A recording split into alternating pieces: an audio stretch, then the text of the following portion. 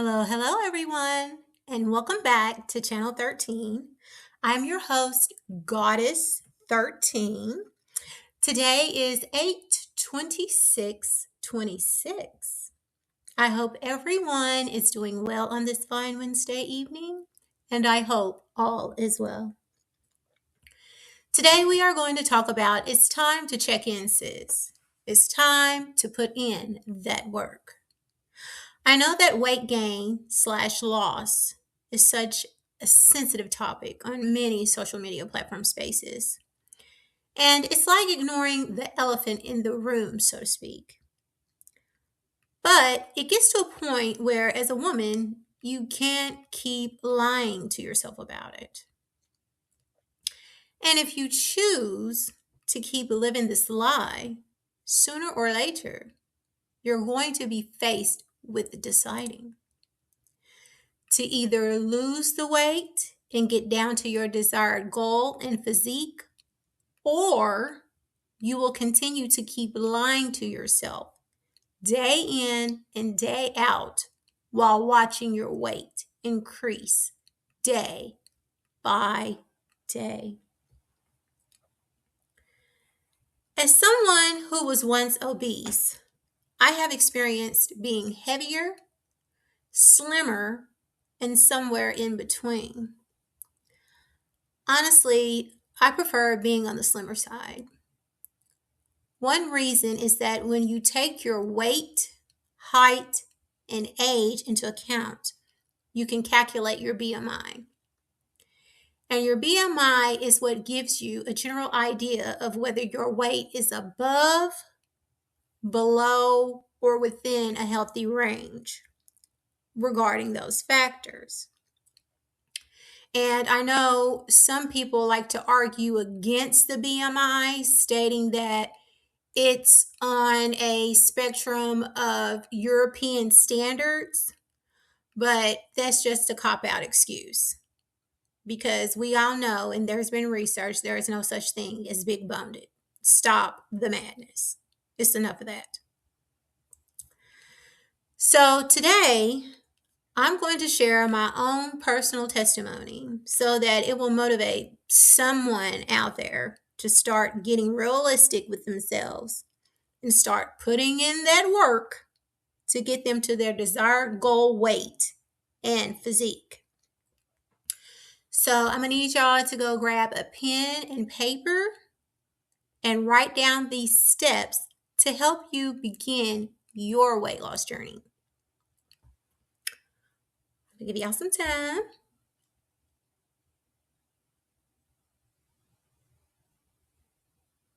Okay.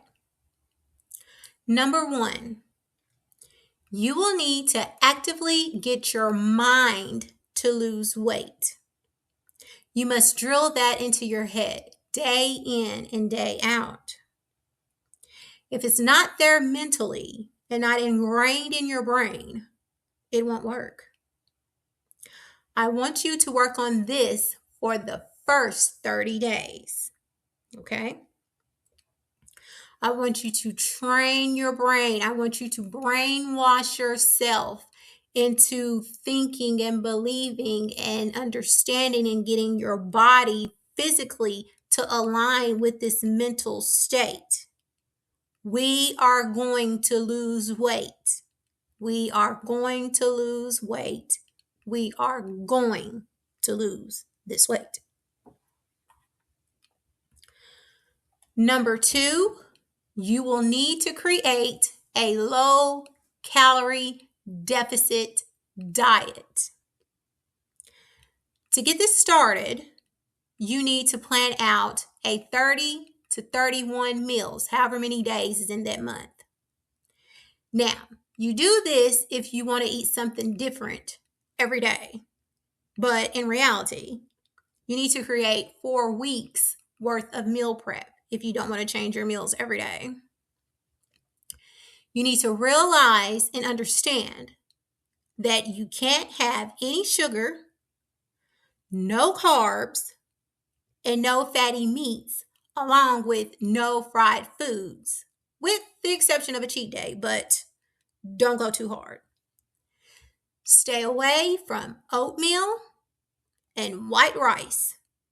Do this for the next 30 days along with the first 30 days, meaning getting your mind actively set. You'll end up combining the two.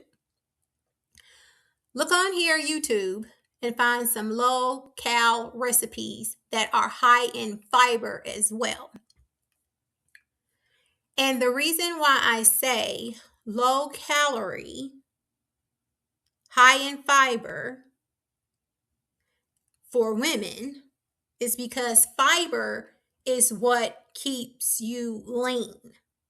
Because as we all know, fiber works in the digestive system to help get rid of the waste that is no longer being broken down for usage for the body as fuel. Okay? And I know they're preaching on social media streets, high protein, high protein, high protein. Yes, high protein does curb hunger. But as a woman, you really don't need all that protein, because I personally have done blood tests and I was told by 2 doctors my protein was too high. So now I've gotten my protein back in balance where it should be. But do what you want. But I personally, I don't do a lot of high protein, because it's for bad news for women anyway. Number 3, create a workout regimen. Join a gym, build a home gym, or use whatever space and equipment you have available. But make a clear plan and stick to it. Strength training is essential, and I cannot stress that enough. I used to hate the gym and avoided weights completely, but now I lift regularly. The only cardio I usually do is 30 to 45 minutes of walking on the treadmill. And when I do the treadmill, I'm not one of those who puts it on 8 incline and hold it on to the handles and all that crazy mess. No, I do not incline it, and I run it at 3. So it's like a little jog, you know. But that's what I do for cardio. So I do that 30 to 45 minutes. So I may spend anywhere from an hour and a half to 2 hours in the gym, depending on how I'm feeling that day. I focus on my back, arms, and legs, with extra attention on my back because I'm working toward an hourglass figure. Build your routine around the areas where you want to improve. Include strength training and get your cardio in however you prefer. Treadmill, rowing machine, bike, elliptical, or another option for 30 to 45 minutes. I personally work out 5 days a week because I like to challenge myself and see results, but you should work at a pace that fits you. But go for 5. Go for the hard. Commit to this workout regimen for the next 30 days. By the time you reach day 90, if you have stayed consistent with your meals and remained mentally disciplined, you will begin to see changes mentally, physically, and emotionally. Even your relationship with food will start to change. You'll start looking at food like, ugh, like I was eating it. Like, what was going on in my head? I was literally going to Popeyes like 2-3 times a week. What? I was literally like going to McDonald's all the time and slamming burgers and fries down my throat with McFlurries. Like, what? I was doing it. And now, once you start this and your relationship with food becomes more healthier, you'll look at that stuff in disgust. Like, the smell will even turn you off. You're like, ugh, I do not even want that crap. It just stinks and ugh. And the reason why I harped on mentally preparing yourself when you're going on your weight loss journey is because you have to understand, once again, this also works in the law of reciprocity. In order to gain something, you got to give something. So if you want to be lean and in great shape and physically fit, you're going to have to denounce the bad foods. You're going to have to denounce the behavior and the relationship that you once had with food. And I even come to terms that less is more, because the less you eat, the faster your body breaks everything down and gives you energy and nutrition. Versus when you're eating a big old plate of food or garbage every other day, it makes you sluggish physically, mentally, it makes you sluggish, and it messes with your blood work and everything else that comes into play. I personally love having a good relationship with food, because when you do that, the foods that nourish you, you'll literally feel it in your body. Like, you could wake up, be sore, hurting from working out the day before, but when you go and cook your breakfast, it's high in protein, lean in fat, low in carb, no sugar, and it's all natural. I'm telling you, your body will just praise itself, and you will get a rush, like a euphoric feeling when you do this. So that's why I say it's important to include the mental aspect, the mental discipline when you're going on a weight loss journey. Wanting change is not enough if you are not willing to act. You can complain, ignore the issue, or make excuses. But the truth eventually shows up when you stand in front of the mirror. That is why I say you can lie to a lot of people and get away with it, but you can't lie. You cannot lie to a full-length mirror. As a former heavy woman, I know how differently society can treat you when you are bigger. We live in a shallow world where beauty often carries value. And whether people like it or not, pretty privilege is real. I would rather be on the slimmer side because I know how much it has changed my life. I am healthier. I can wear what I want. I no longer feel disappointed when I look at myself fully unclothed. I made that change through discipline. I'm going to say it again for the people in the back.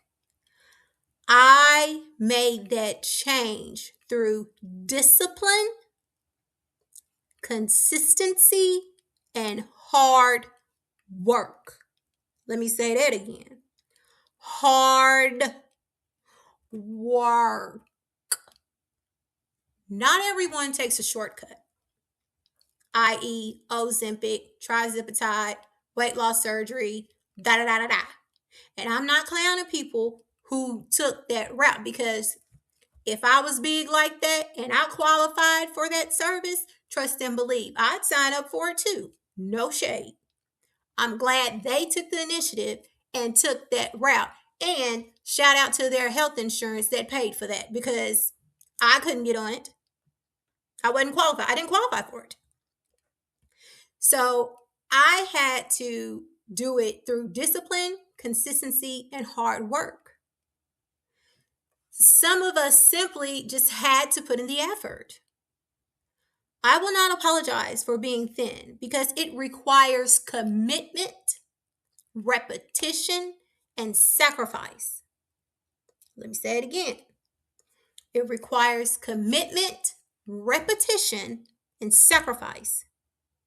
While others may choose fast food and sweets, I chose one meal a day, protein shakes, 5 workouts a week, and plenty of water.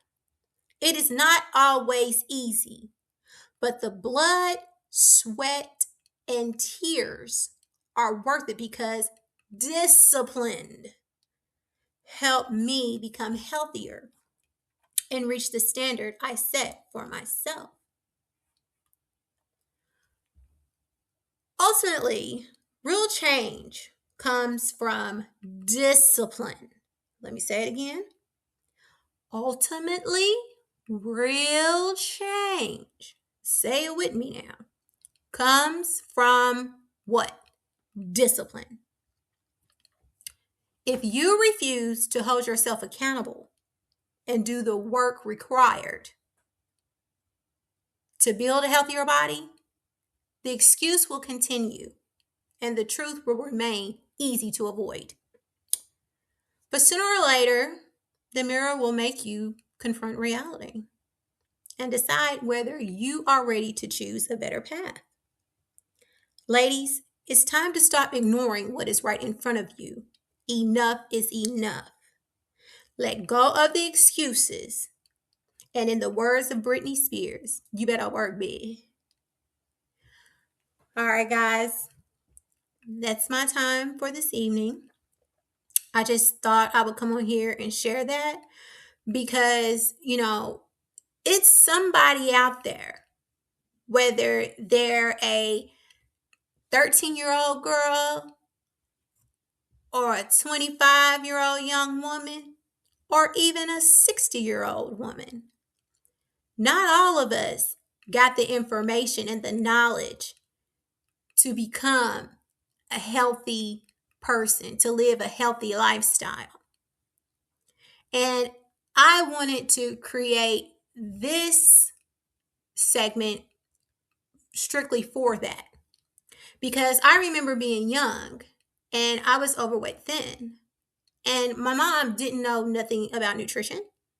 She was a working woman, trying to make it. And so when I got older, I decided to change my life. I decided to eat better. I became an example in front of my kids what healthy eating is, what bad eating is, how, one can maintain a standard of healthiness. I did that on my own, along with taking courses, through school. I just wanted to give this because I know there's somebody out there that's struggling with this and they don't know where to start. They don't know what to do. They don't know anything. All I know is they're just probably tired of looking in the mirror at themselves, who they are today, and wishing they were the person in the future. So I'm just here to light a match up under your bum and get you going. That's all I'm here for. And I hope this reaches someone, that needs it. And as they listen to this, they get fired up and ready to change their lives and live a better, healthier lifestyle. That's it. Because health really is wealth, y'all. It really is. Well, that's my time for this evening. And I won't hold you guys any longer. I'll see you all in the next one. Bye-bye.